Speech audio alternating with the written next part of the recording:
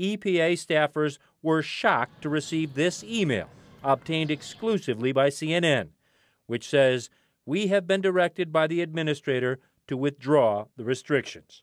The proposed protection of that pristine area was being removed. Oh no, that pristine area filled with these gorgeous salmon will be obliterated by a mine. At least that's the impression you'd get watching CNN's two-part exclusive. I would have believed that, except I happen to have reported on that mine as part of a special for Fox on the green tyranny pursued by today's rich environmentalists. The proposed Pebble Mine is a disaster waiting to happen. That ad comes from one of America's richest environmental groups, the NRDC, the National Resources Defense Council. Imagine this natural paradise destroyed. The environmental groups ran these ads. They made people believe on TV that everything was going to die. The truth, it turns out, is that the mine wouldn't even be on Alaska's Bristol Bay. The proposed mine wouldn't even be 10 miles away or 20 miles or even 50 miles. It would be 100 miles away. Did CNN mention that? No, never. Instead, CNN made EPA Director Scott Pruitt look evil by suggesting right after a meeting with the mine's boss, he gave the mine a go-ahead. He made that decision without a briefing from any of EPA's scientists or experts. What? Shocking! Without consulting scientists, Pruitt's going to let a company massacre these fish? But in fact, he hadn't given the mine a green light. He's simply allowing them to submit an official proposal. Obama's EPA had rejected the mine before it even looked at an environmental impact statement. That's unheard of. The EPA normally asks for that environmental research, examines it, and then accepts or rejects it. Doesn't reject things without looking at them. Pruitt's allowing the review process to go forward was proper. CNN's reporter did at least speak with the mine's CEO, although he sneered at the boss's reaction to the decision.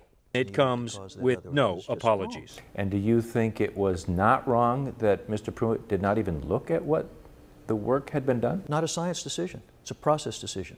This looks like a head of a gold mine went into the new administrator and got him to reverse what an entire department had worked on for years. The reporter was accurate there. The entire department had worked on killing the mine for years. They were colluding with zealots at environmental groups. Lots of those people want no mines built anywhere. Don't believe me? Listen to my interview with their spokesman. There are some mines where NRDC says, great, this go ahead. Well, it's not up to us. Are there any? Yeah, it's not up to us to greenlight mines. But what Are there any you don't complain about? Oh yeah, sure. We asked him for some names. We're still waiting. CNN also made claims like this. The mine could potentially create a footprint bigger than the island of Manhattan and nearly as deep as the Grand Canyon, according to the EPA. It could, but it won't. The actual Pebble proposal is much smaller. Pebble's CEO isn't some monster destroyer of the earth. He's a Democrat who ran environmental policy for Bill Clinton and Al Gore. CNN never mentioned that either. Instead, the reporter called him A guy who wants to mine gold in an area that many scientists believe will destroy one of the most pristine sockeye salmon spawning grounds in the whole world. What am I missing? What you're missing is if they're right, then we won't get a permit. right, but explaining that now the mine must begin the EPA's long and detailed environmental review wouldn't fit CNN's theme. Evil Trump appointee ravages environment. We asked CNN, why didn't you mention that, and that the mine would be 100 miles away? They didn't get back to us. If environmental zealots and their sycophants in the media get their way, America will be a place where there is no mining, no new pipelines, no oil drilling, no new anything. People used to say NIMBY. You can build, just not in my backyard. Now it's banana. Build absolutely nothing anywhere near anybody.